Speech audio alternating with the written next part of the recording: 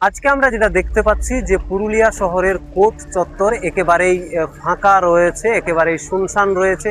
আপনারা জানেন যে গত রবিবার এই কোর্ট চত্বরে বুলডোজার চালিয়ে অবৈধ দখলদারি উচ্ছেদ করেছিল পুরুলিয়া জেলা প্রশাসন, এবং তারপরেই আজকে যে চিত্রটা দেখা যাচ্ছে বৃহস্পতিবার, যে পুরো কোর্ট চত্বর একেবারেই কিন্তু ফাঁকা হয়ে গেছে।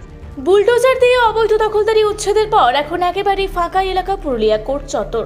দীর্ঘ কয়েক দশকের জট কাটিয়ে অবশেষে সম্পূর্ণ দখলমুক্ত হলো পুরুলিয়া জেলা আদালত চত্বর।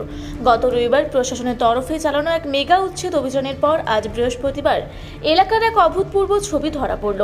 যেখানে একসময় ছিল অবৈধ দোকানের ভিড়, আজ সেখানে শুধুই ফাঁকা চত্বর।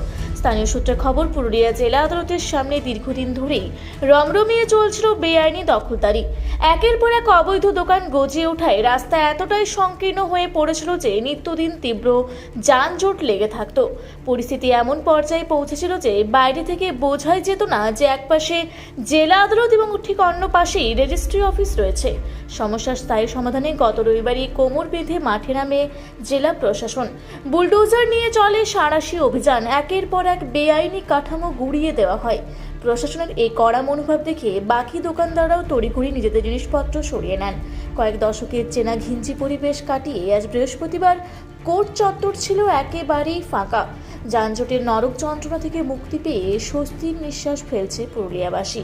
তবে এই বিষয়ে আরও বিস্তারিত জানবো। আমাদের সঙ্গে রয়েছেন রূপসী বাংলা মিডিয়ার চিফ এডিটর দেবরাজ মাহাতো। তার কাছ থেকে জানবো এখন কি পরিস্থিতি। আজকে আমরা যেটা দেখতে পাচ্ছি যে পুরুলিয়া শহরের কোর্ট চত্বর একেবারেই ফাঁকা রয়েছে, একেবারেই শুনশান রয়েছে।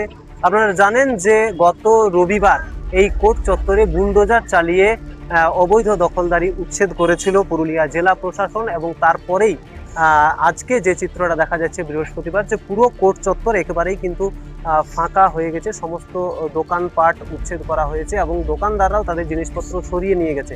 আমাদের ক্যামেরা পার্সন রয়েছে বিপ্লব মাহাতো, তাকে বলবো একটু এই দৃশ্যটা দেখানোর জন্য, যে আজকে আমরা যে দৃশ্যটা দেখতে পাচ্ছি একেবারেই পুরো ফাঁকা হয়ে গেছে কোর্ট চত্বর। একসময় যেখানে অবৈধ দখলদারির কারণে এক পাশে যেমন রয়েছে পুরুলিয়া জেলা আদালত, এক পাশে রয়েছে রেজিস্ট্রি অফিস, সেগুলো কিন্তু কিছুই দেখা যেত না। আজকে কিন্তু এই অবৈধ দখলদারি উচ্ছেদের ফলে পুরো জায়গাটি কিন্তু একেবারে ফাঁকা হয়ে গেছে। আপনারা দেখতে পাচ্ছেন সেই ছবি, এবং এর আগেও আমরা রূপসী বাংলা মিডিয়াতে তুলে ধরেছিলাম যেদিন অবৈধ দখলদারি উচ্ছেদ করা হয়েছিল, এবং আজকের চিত্রটা সম্পূর্ণ আলাদা। একেবারেই কয়েক দশক পরে সেই চেনা ছন্দ ফিরে এসেছে এখানে।